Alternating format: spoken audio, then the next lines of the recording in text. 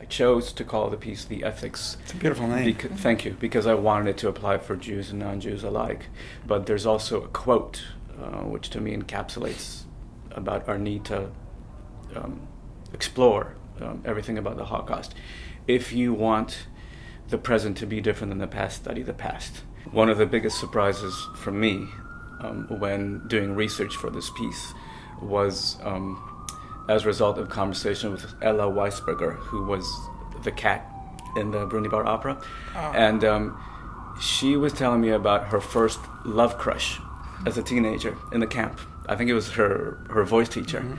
And it completely changed how I saw things. I never really grappled with the fact that they were human beings with human experiences. And along with the horror, there were great moments of optimism too. Well, you're right. My parents were survivors, Holocaust survivors, and without some sense of a future, you could not really survive. So, the very idea of what survival is and a certain kind of light in the midst of the catastrophe, whether it's music, whether it's memory, whether it's a sense of just surviving. I think without that sense, one could not really create a work of music, a work of architecture, a work of art.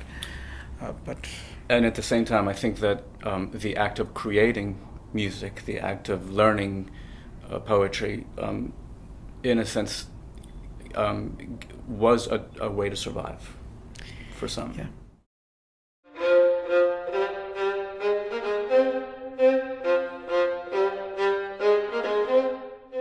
I think that 70 years after Theresienstadt, the phrase "we shall not forget" is not enough. Mm-hmm. It needs to be followed up with keeping the memory alive. And as you say, this is not about just about Jews anymore. This is happening in so many different ways and different forms. And one of my hopes for the future is using the arts. I think the arts can be a fantastic educational tool in developing both identity and empathy. If we don't have a sense of identity, we will not be able to empathize. We don't know who we are. Yeah. We cannot think of putting ourselves in someone else's shoes. Yeah. If we will think about putting ourselves in someone else's situation and position, chances are we'll be a lot kinder.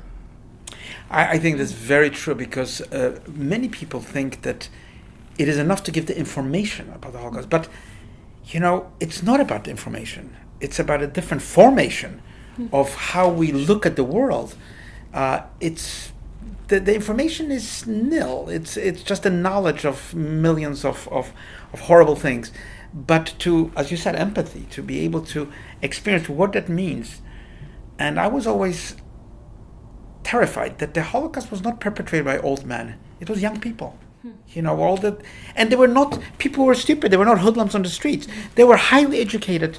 PhD. Goebbels had a PhD in German literature. So it's not about level, intelligence and communicating facts. It's how to create a response that has to do with the heart, the human heart. Call it ethics, call it empathy. It's a totally different level of education.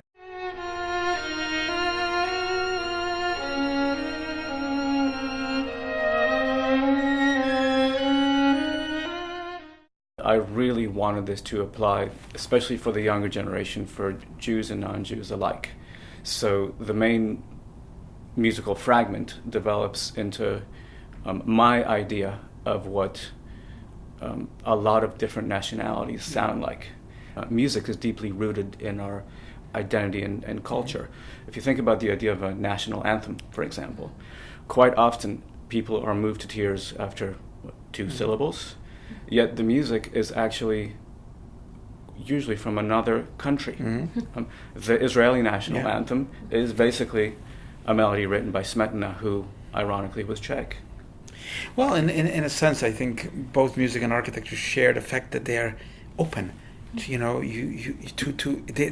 cross borders, they cross religions, they cross ethnicities, they cross where you live, where you come from, and they can communicate directly to a person without having to know anything really about the past, the future. But that sudden moment can, I think, alter one's world.